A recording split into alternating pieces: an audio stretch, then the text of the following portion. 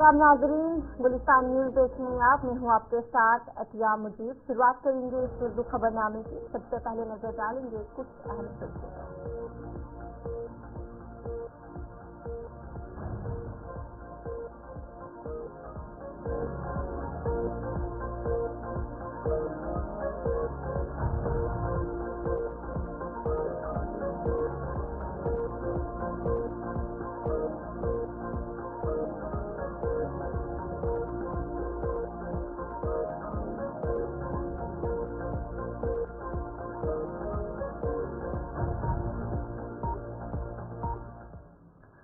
तो चलो इनकी कुछ अहम सुर्खियां दीगर खबरों की तरफ से रुख करेंगे। लोकसभा में आज वजीर खारजा एस जयशंकर ने अल-ऐवान को आगाह किया और कहा कि भारत और चीन के दरमियान ताल्लुकात 2020 से गैर मामूली है। इसके बाद से हमारी मुसलसल सिफारती मसरूफियात की अक्कासी करने वाली हालिया पेशरफ्त ने दोनों मुमालिक के ताल्लुकात को कुछ बेहतर किया है। और क्या कुछ कहा गया उनकी तरफ से आपको सुना। I rise to apprise the House of some recent developments in the India-China border area and their implications for our overall bilateral relations. The House is aware that our ties have been abnormal since 2020, when peace and tranquility in the border area were disturbed as a result of Chinese action. Recent developments that reflect our continuous diplomatic engagement since then have set our ties in the direction of some improvement. The House is cognizant of the fact that China is in illegal occupation of 38,000 square kilometers of Indian territory in Aksai Chin as a result of the 1962 conflict and the events that preceded it. Furthermore, Pakistan illegally ceded 5,180 square kilometers of Indian territory to China in 1963, which has been under its occupation since 1948. India and China have held talks for multiple decades to resolve the boundary issue. While there is a line of actual control, LAC, it does not have a common understanding in some areas. We remain committed to engaging with China through bilateral discussions to arrive at a fair, reasonable, and mutually acceptable framework for a boundary settlement. Honorable members would recall that the amassing of a large number of troops by China along the LAC in eastern Ladakh in April-May 2020 resulted in face-offs with our forces at a number of points. The situation also led to disruption of patrolling activities. It is to the credit of our armed forces that despite logistical challenges and the then prevailing COVID situation, they were able to counter-deploy rapidly and effectively. तो जिस तरीके से आज LG Manoj Sinha की सदारत में राजभवन जम्मू में एक मीटिंग हुई थी और वो मीटिंग जो है इख्तिताम उस मीटिंग का हुआ है। एलजी मनोज सिन्हा की सदारत में जो मीटिंग है वो मुनक्किद हुई थी। राजभवन जम्मू में मीटिंग जो इख्तिताम हुआ है और एलजी मनोज सिन्हा की सदारत में ये मीटिंग मुनक्किद हुई थी और इस मीटिंग में डीजीपी, एडीजीपी और दीगर अफसरान ने शिरकत की थी और इस मीटिंग में जम्मू कश्मीर की सिक्योरिटी सूरत हाल पर तबादला ख्याल जो है वो किया था। और आज सुबह तकरीबन 11 बजे के करीब जो ये मीटिंग है इसकी शुरुआत हुई थी और इस मीटिंग की सदारत एलजी मनोज सिन्हा की तरफ से जो है वो की गई थी। और इस मीटिंग में डीजीपी, एडीजीपी और दीगर अफसरान मौजूद थे और इस मीटिंग में जम्मू कश्मीर की सिक्योरिटी सूरत हाल पर जो तबादला ख्याल है वो किया गया था। 11 बजे के करीब ये मीटिंग शुरुआत हुई थी और ये मीटिंग का जो इख्तिताम अब हो चुका है और इस मीटिंग में जम्मू कश्मीर के सिक्योरिटी सूरत हाल पर जो बातचीत है, तबादला ख्याल है वो किया गया था। और इस पर क्या कुछ जानकारी हमारी नुमाइंदा शिल्पा शर्मा की खास रिपोर्ट है।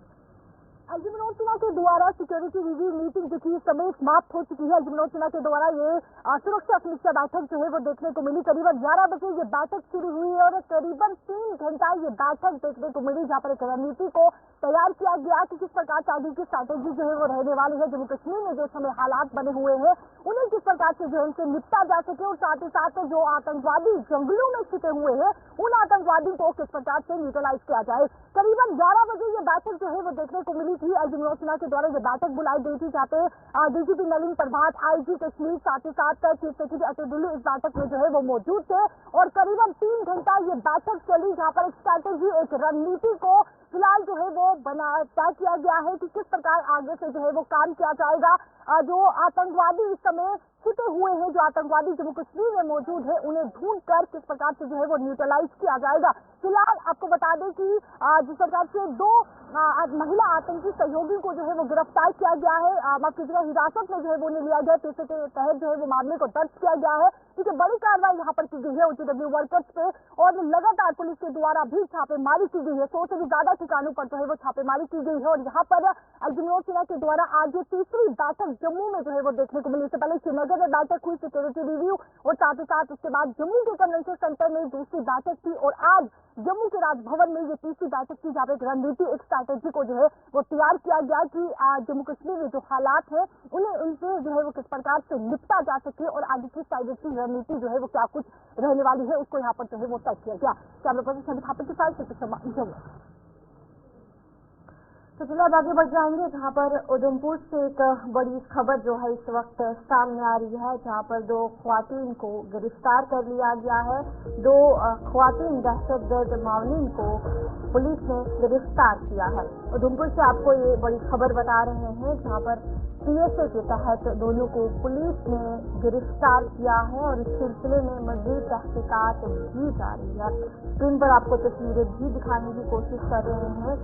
ये 2 ख्वातीन हैं जिसे पुलिस ने जो है वो गिरफ्तार किया है। पब्लिक सेफ्टी एक्ट के तहत इन दोनों को पुलिस ने गिरफ्तार किया है और मजीद तहकीकात भी पुलिस की तरफ से की जा रही है।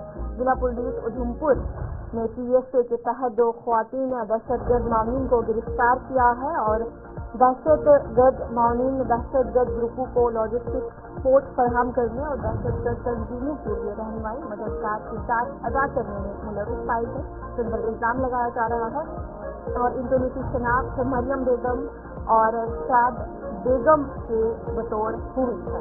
उधमपुर से आपको जानकारी दे रही हूँ, 2 ख्वातीन दहशतगर्द माउनीन को पुलिस ने गिरफ्तार किया और इसी पर हमारे साथ हमारे नुमाइंदे किशोर शर्मा भी ज्वाइन कर चुके हैं। किशोर, बताएगा क्या कुछ जानकारी इस हवाले से? बिल्कुल, देखिए अतिया, ये वो बसंतगढ़ का इलाका है। जिस तरह से आपने साफ तौर पर देखा था कि इस इलाके के अंदर 2.5 से 3 महीने इस इलाके के अंदर जो सर्च ऑपरेशन था उसको बड़े पैमाने पर चलाया जाता है। जो सर्च ऑपरेशन है ये इनकाउंटर में भी तब्दील होता है, जिसमें एक सब इंस्पेक्टर भी इस आतंकी हमले में जो है वो शहीद हो जाते हैं। लेकिन जिस तरह से NIA द्वारा भी इस इलाके के अंदर जो बसंतगढ़ का इलाका है इसमें छापेमारी की जाती है और कुछ दिन हमने पहले भी देखा कि जिस तरह से पुलिस अधिकारी इस इलाके के अंदर पहुंचे हैं, SOG की जो टीमें हैं इस इलाके के अंदर पहुंची हैं, एक व्यक्ति को भी जो है वो पुलिस द्वारा कुछ दिन पहले की हिरासत में लिया जाता है। लेकिन आज देखिए किस तरह से जो है पब्लिक सेफ्टी एक्ट के तहत 2 जो महिलाएं थी उनको जो है वो उधमपुर पुलिस द्वारा जो है वो गिरफ्तार किया गया है। लेकिन ये बताया जा रहा था कि ये जो बसंतगढ़ का इलाका है, जो दोनों जो महिलाएं हैं ये बसंतगढ़ की ही रहने वाली हैं। जो ये आतंकी थे इनको जो थी वो ठिकाने बताती थी, खाने वाली जो वस्तुएं थी वो ये लेकर देती थी। लेकिन जिस तरह से ये भी बताया जा रहा है कि अभी भी इस इलाके के अंदर जो है वो लोगों से पूछताछ की जा रही है। कुछ लोगों को जो देखिए हिरासत में भी लिया गया है, लोगों से पूछताछ जो है वो जारी है।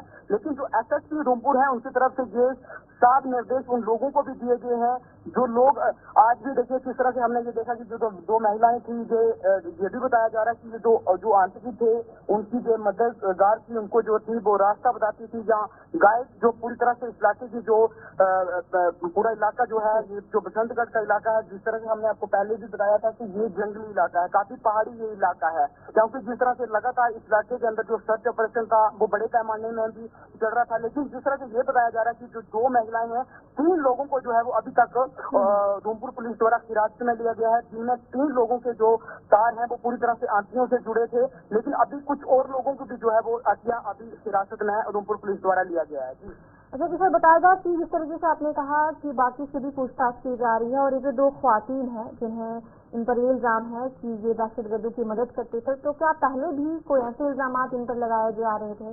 क्या जहाँ के रहने वाले हैं वहाँ के लोगों से आपकी बातचीत अगर हुई है या फिर वहाँ के लोगों की तरफ से क्या कुछ कहा जा रहा है कि पहले भी इन कामों में ये 2 ख्वातीन मुलविस पाई जाती थी? देखिए, ये जो बसंतगढ़ का इलाका यह है, हम जब यहाँ पे एनकाउंटर होता है इस इलाके के अंदर जब हम पहुंचे थे, जो लोग स्थानीय लोग हैं, क्योंकि ये जो यहाँ पे घर रहते हैं लोगों के काफी दूर दूर इलाके के अंदर रहते हैं, क्योंकि एक जो घर है वो काफी दूर रहता है और ये जो बिल्कुल जंगल के पास लोगों के घर रहते हैं। लेकिन ये भी बताया जा रहा है कि जो जिस इलाके के अंदर ये खनेर का इलाका है या जिस तरह से लाठी का इलाका है, काफी जंगली इलाका है, क्योंकि ये भी बताया जा रहा है कि ये जो पहाड़ियां हैं ये डोडा भद्रवाह के साथ साथ कुछ इलाकों के अंदर ये पहाड़ियां मिलती हैं। लेकिन जिन महिलाओं को उधमपुर पुलिस द्वारा हिरासत में लिया गया है उनसे देखिए ये भी बताया जा रहा है कि काफी ये मददगार थी इस इलाके की पूरी, देखिए ये जांच जो ये इलाका जो बसंतगढ़ का इलाका है इस इलाके के बारे पूरी तरह से आतंकवादियों को ये बताती थी, लेकिन ठिकाने भी इनकी तरफ से बताए गए। जिस तरह से खनेर के अंदर हमने देखा कि इनकाउंटर भी इस इलाके के अंदर शुरू हुआ, लेकिन अभी उधमपुर पुलिस द्वारा जिस तरह से हमने ये भी बताया, हमारे पास जो जानकारी आई है एसएसपी उधमपुर द्वारा ये भी बताया जा रहा है कुछ ऐसे जो लोग हैं उनसे अभी भी जो है वो जो बसंतगढ़ पुलिस है वहाँ के जो बड़े अधिकारी हैं इन इलाकों के अंदर है और पूरी तरह से लोगों से जो है वो पूछताछ की जा रही है। लेकिन ये जो 3 लोग अभी तक जो है वो उधमपुर पुलिस द्वारा हिरासत में लिए गए हैं, इनके जो तार है वो आंटियों से जो है वो जुड़े हुए हैं। ये जो दो महिलाएं जो है वो गिरफ्तार की गई हैं, ये भी बताया जा रहा है कि इनको पहले भी इस तरह की गतिविधियां, जो पहले एक व्यक्ति जो था वो गिरफ्तार किया गया था उसकी गतिविधियां पहले भी जो है आंटियों को देखने को मिली थी, लेकिन अब 3 लोगों को जो है वो उधमपुर पुलिस द्वारा हिरासत में लिया गया है। ये 2 महिलाएं जो है वो अतिया बताई जा रही हैं, जिनसे ये भी बताया जा रहा है कि खाने पीने वाली चीजें जो है थी वो आंटियों को देती थी, ताने जो थे वो इस इलाके के बताए जाते हुए थे, लेकिन अब एसएसपी उधमपुर द्वारा ये साफ शुक्रिया किशोर जानकारी देने के लिए। किशोर हमारे नुमाइंदे उधमपुर से आपको अपडेट कर रहे थे कि जहाँ पर इन ख्वातीन दहशतगर्द मौनी को पुलिस ने गिरफ्तार किया। पंजतराल में आज एक ग्राम सभा मुनक्किद की गई जिसमें इलाके से ताल्लुक रखने वाले मकामी लोगों, मुख्तलिफ सरकारी महकमों के मुलाजमीन के अलावा मेंबर असेंबली तराल रफीक अहमद नाइक इस ग्राम सभा में खास तौर पर शरीक रहे। इस दौरान गांव में मुख्तलिफ तामीराती कामों को लोगों ने मिलकर निशानदेही की है और एक तामीराती मंसूबा तरतीब भी दिया है। उन्होंने इंतजामिया से इस तरह की सभा को कामयाब बनाने के लिए हाजिरी को यकीनी बनाने की अपील की है। मेंबर असेंबली तराल रफीक अहमद नाइक ने बताया कि इन प्रोग्रामों में लोगों को ज्यादा से ज्यादा शरीक करना चाहिए ताकि बेहतर से बेहतर प्लान मुरतब हो सके। ये ग्राम सभाएं चल रही हैं पिछले 1 महीने से। मैं खुद इसमें इसलिए आता हूँ ताकि लोगों को पता चले, अब उनको पूछने वाला कोई है। बाकी काम अच्छा चल रहा है। मुझे उम्मीद है कि आप सरकारी मुलाजिम भी ताउन करेंगे, डिपार्टमेंट भी ताउन करेंगे। आपने खुद देखा कैसा स्कूल बिल्डिंग है, 8वीं तक है, मिडिल क्लास, अच्छी बिल्डिंग है, अच्छा ग्राउंड है, लेकिन दीवार नहीं है। यहाँ छोटे छोटे बच्चे पढ़ते हैं, रीछ का खतरा रहता है। मैंने इन जो R&B डिपार्टमेंट उनको इम्प्रेस किया है, बहुत जल्दी यहाँ टीम शायद ये वाली हो जाएगी। बाकी जितने भी गाँव के छोटे छोटे बड़े बड़े मसाइल हैं उनको हल करने की कोशिश।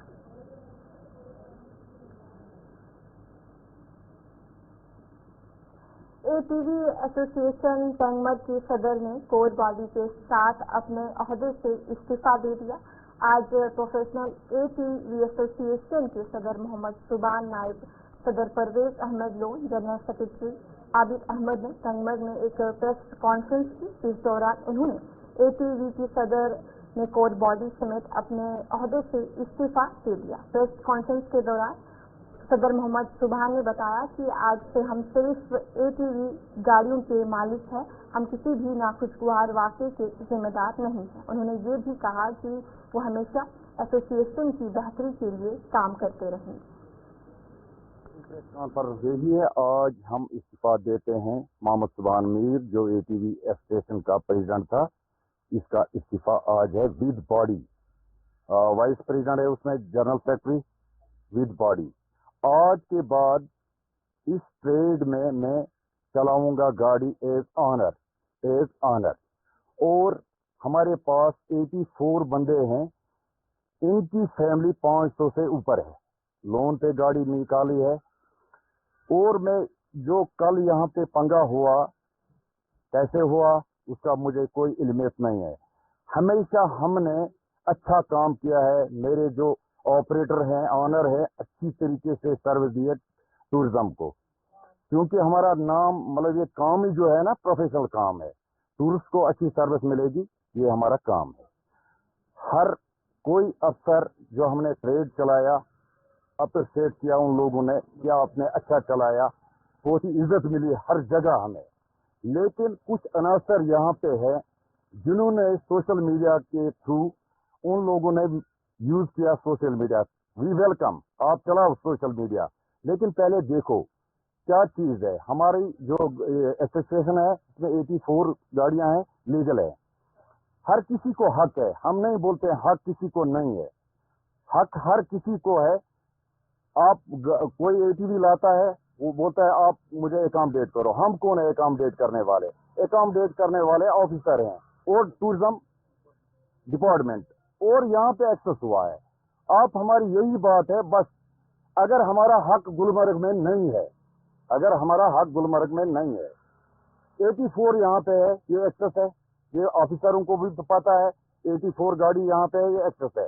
3 महीने के बाद हमने दस्तावा किया है, 5 दिन पहले।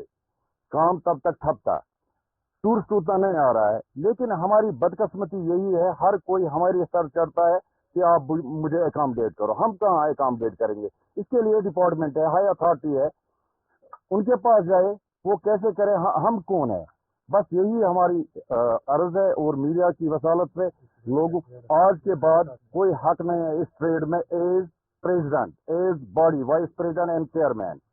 आज के बाद कोई भी हादसा हो जाए, कोई हड़ताल हो जाए, हमें उसके साथ लेना देना नहीं है। आज के बाद हम एज सिविल काम करेंगे। आज दुनिया भर में आलमी यौम माजदूरी के मौके पर सोशल वेलफेयर डिपार्टमेंट बडगाम की जानिब से बॉयज हाई सेकेंडरी बडगाम में जिस्मानी तौर पर खास अफराद के दरमियान एक क्रिकेट मैच का इनेकाद किया गया। इस मैच में उन अफराद ने भरपूर अंदाज में शिरकत की। इस मौके पर तहसील सोशल वेलफेयर ने कहा कि इस क्रिकेट मैच का मकसद ये था कि अफराद अपने आप को अलग ना समझे और माशराती तौर पर मुकम्मल तौर पर शमूलियत इख्तियार करें।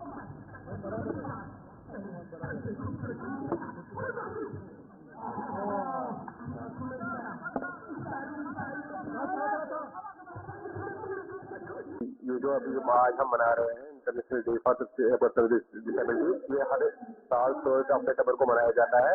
इस साल जो स्कीम है, ये इनकी जो डिसेबिलिटी है, इनका लीडरशिप में या इनका इंक्लूसिव रोल उसमें लाना, ताकि मैनसिटी में हमारे साथ जाना बचाना चल पाए।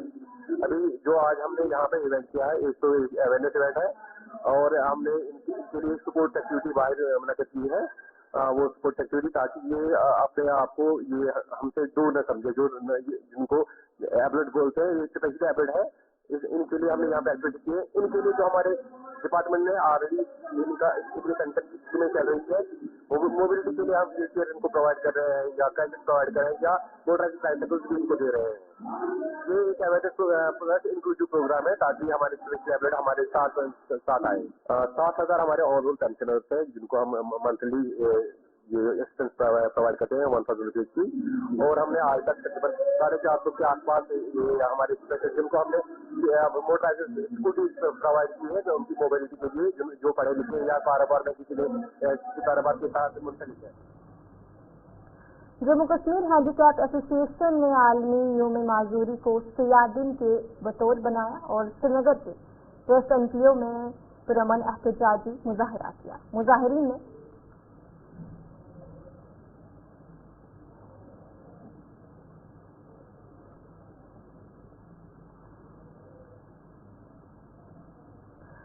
ने बैनर्स उठाए और नारे लगाते हुए हुकूमत से जिस्मानी तौर पर खास अफराद की फलाह व बहबूद के लिए फौरी इक़दामात का मुतालबा किया। उन्होंने इंतजामिया से अपने मसाइल को तरजीह देने की अपील की ताकि एक शमूलियती माशरा कायम किया जा सके।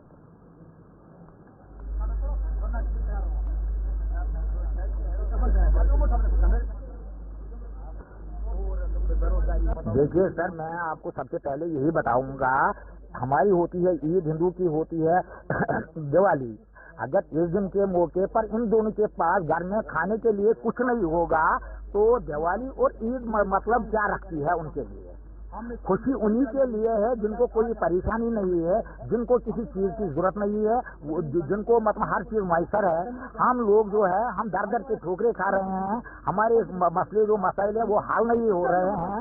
इसीलिए हम 3 दिसंबर को मतलब एक प्रोटेस्ट के जरिए और दूसरा इसको ब्लैक डे के तौर पर मना रहे हैं, ताकि इस दिन के मौके पर हर किसी को इस दिन पर नजर होती है, ताकि उनको भी पता चले कि जिस्मानी मजदूर लोगों के मसले और मसाइल नजरअंदाज न किया जाए। अगर हल होते हैं तो हम भी जिंदाबाद करने के लिए सरकार की तरफ मतलब जा रहे हैं, मगर बदकिस्मती की वजह से हमें लॉलीपॉप दिए जाते हैं, हमें नजरअंदाज किया जाता है, तो इसलिए हम फिर आज प्रेस कॉलोनी में आने के लिए मजबूर हुए हैं। हमारी डिमांड बहुत सारे हैं, तो मैंने अगर बोलेंगे मतलब जो हमारा पेंशन है 1000 रुपया दिया जाता है, तो आप ही बताइए कि इस महंगाई के दौर में क्या आ गया 1000 रुपये का। और दूसरा, हमारे लिखे पढ़े नौजवान है, घर में बेडों पर बैठे हैं, मतलब इस वक्त में घर में दर दर के ठोकरे खा रहे हैं, उनको रोजगार नहीं मिल रहा है। हमारे बच्चे मतलब जो स्कूलों में पढ़ रहे हैं उनको मुफ्त तालीम दिया जाए, और अस्पतालों में जिस्मानी तौर नाचिदों या प्राइवेट नर्सिंग होम में उनके लिए इलाज किया जाए। सरकार भी बनी है तो सरकार से क्या अपील? सरकार से हमें अपील मतलब पहले उम्मीद थी हमें इस सरकार पर, अब भी उम्मीद है कि मतलब ये शायद हमारे मसले मसाइल हल करेंगे, मगर हमने कोशिश की है उनसे मिलने के लिए, मगर आज तक मतलब अपॉइंटमेंट हमें नहीं मिला है कि हम उनके साथ बात करेंगे और हमारे मसले और मसाइल वो हल करने के लिए कुछ यकीन दहानियाँ दी और अमली तौर पर उसको कुछ करे। तो जिस तरीके से पहले हमें यकीन दहानी मिले वो नहीं चाहिए हमें अब इस वक्त ग्राउंड लेवल पर उसका मतलब नतीजा चाहिए। हमारा लायामल अगला यही है, ये हमने पहले भी डिक्लेयर किया है कि 28 दिसंबर तक हम इंतजार करते रहेंगे यहाँ की सरकार मतलब हमारा आज के दिन के मौके पर क्या जवाब दे देगी, और 28 दिसंबर के बाद हम जुम्मू में आलमी यौम माजूरी के मौके पर अनंतनाग के जेबापा बिजबिहाड़ा में एक तकरीब मुनक्किद हुई, जिसमें ADDC अनंतनाग के अलावा पद्मश्री अवार्ड जावेद अहमद ताज भी मौजूद रहे।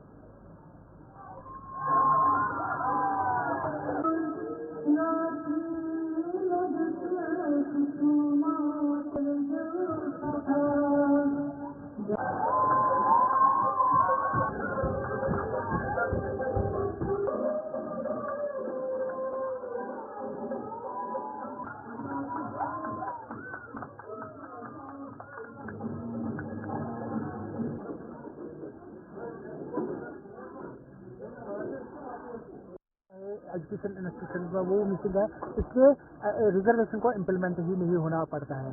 इसके साथ साथ जो रिक्रूटिंग एजेंसी है, चाहे वो SSB है, चाहे वो PSC है, वहाँ पे जो हमारी रिजर्वेशन है रोजगार के हवाले से, तो उनको भी कंफ्यूजन है कि शायद ये हॉरिजॉन्टल रिजर्वेशन है, इसको हम कैसे अमलाएंगे। तो इस तरीके से जो मल्टीटास्किंग पोस्ट निकले 8000 2020 में, उसमें 2 सालों के बाद ब्लाइंड बच्चों को कल ही 1 महीने पहले उनके ऑर्डर्स मिले, जबकि बाकी लोग जिनकी कोई डिसेबिलिटी नहीं थी, जो ना ओपन मेरिट में थे या बाकी रिजर्वेशन थे, वो 2 साल पहले अपॉइंट हुए और उन्हें 2 साल तनख्वाह भी लिया, और हमारे डिसेबल लोगों को परेशानी हुई। इसी तरीके से पॉलिटिकल रिजर्वेशन, हर वुमेन को पॉलिटिकल रिजर्वेशन दी गई, जो SC है उनको रिजर्वेशन मिली, पहाड़ी स्पीकिंग वालों को रिजर्वेशन मिली, लेकिन डिसेबिलिटी सेक्टर को रिजर्वेशन मिलनी चाहिए, ताकि हम पार्लियामेंट, असेंबली और लोकल पंचायती राज इंस्टीट्यूशन जो है वहाँ तक खुद ही अपने मसाइल भी उजागर करेंगे, वहाँ पे सोल्यूशन भी बताएंगे। और इसके साथ साथ हम चाहते हैं कि एजुकेशन, एम्प्लॉयमेंट प्रायोरिटी सेक्टर होना चाहिए गवर्नमेंट के लिए, ताकि अगर हम एजुकेट करेंगे पर्सन विद डिसेबिलिटीज को, माजूर लोगों को, तो वो बोझ नहीं बन जाएंगे, बल्कि इस दुनिया के लिए वो प्रोडक्टिव पार्ट बन जाएंगे। तो चलिए, इस दो खबरनामे में इतना ही। अभी के लिए मुझे दीजिए इजाजत और आप बने हैं गुलिस्तान न्यूज़ के साथ।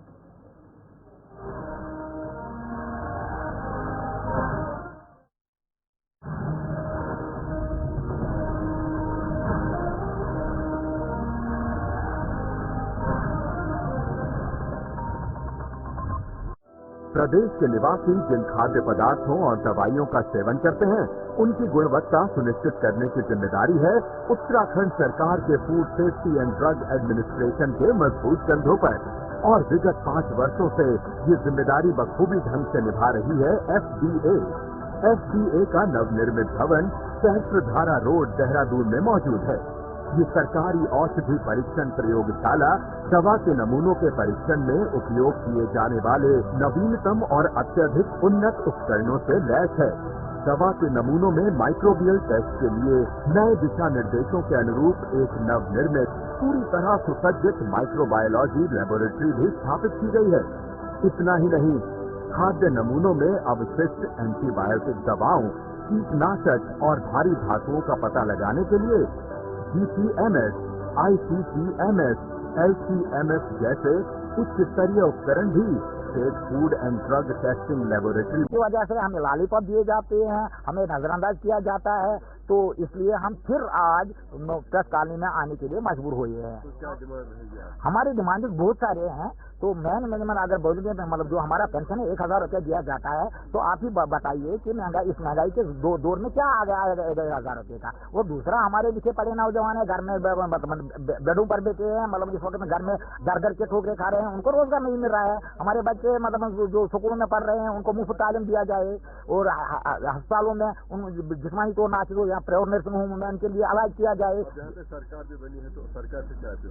सरकार से हमें अपील, मतलब पहले उम्मीद थी हमें इस सरकार पर, अब भी उम्मीद है कि मतलब ये शायद हमारे मसाइल हल करेंगे। मगर हमने कोशिश की है उनसे मिलने के लिए, मगर आज तक मतलब अपॉइंटमेंट हमें नहीं मिला है कि हम उनके साथ बात करेंगे और हमारे मसले और मसाइल वो हल करने के लिए कुछ यकीन दहानियां दिए और अमली तौर पर उसको कुछ करे। तो जिस तरीके से पहले हमें यकीन दहानी मिले वो नहीं चाहिए हमें अब इस वक्त ग्राउंड लेवल पर उसका मतलब नतीजा चाहिए।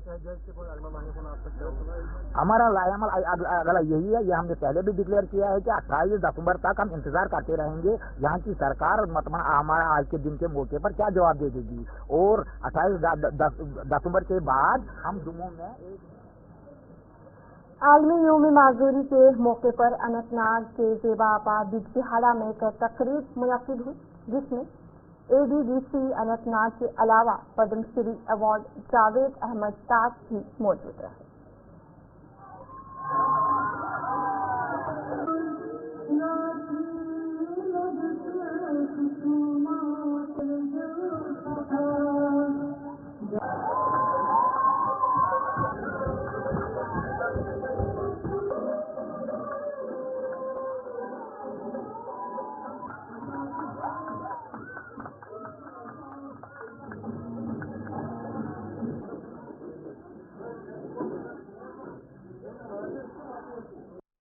एजुकेशन इंस्टीट्यूशन में वो मिसिंग है, इसके रिजर्वेशन को इम्प्लीमेंट ही नहीं होना पड़ता है। इसके साथ साथ जो रिक्रूटिंग एजेंसी है, चाहे वो SSD है, चाहे वो PSC है, वहाँ पे जो हमारी रिजर्वेशन है रोजगार के हवाले से, तो उनको भी कंफ्यूजन है कि शायद ये हॉरिजॉन्टल रिजर्वेशन है, इसको हम कैसे अमलाएंगे। तो इस तरीके से जो मल्टीटास्किंग पोस्ट निकले 8000 2020 में, उसमें 2 सालों के बाद ब्लाइंड बच्चों को कल ही 1 महीने पहले उनके आर्डर्स मिले, जबकि बाकी लोग जिनकी कोई डिसेबिलिटी नहीं थी, जो ना ओपन मेरिट में थे या बाकी रिजर्वेशन थे, वो 2 साल पहले अपॉइंट हुए और उन्हें 2 साल तनख्वाह भी लिया और हमारे डिसेबल लोगों को परेशानी हुई। इसी तरीके से पॉलिटिकल रिजर्वेशन, हर वुमेन को पॉलिटिकल रिजर्वेशन दी गई, जो SC/ST है उनको रिजर्वेशन मिली, पहाड़ी स्पीकिंग वालों को रिजर्वेशन मिली, लेकिन डिसेबिलिटी सेक्टर को रिजर्वेशन मिलनी चाहिए ताकि हम पार्लियामेंट, असेंबली और लोकल पंचायती राज इंस्टीट्यूशन जो है वहाँ तक खुद ही अपने मसाइल भी उजागर करेंगे, वहाँ पे सोल्यूशन भी बताएंगे।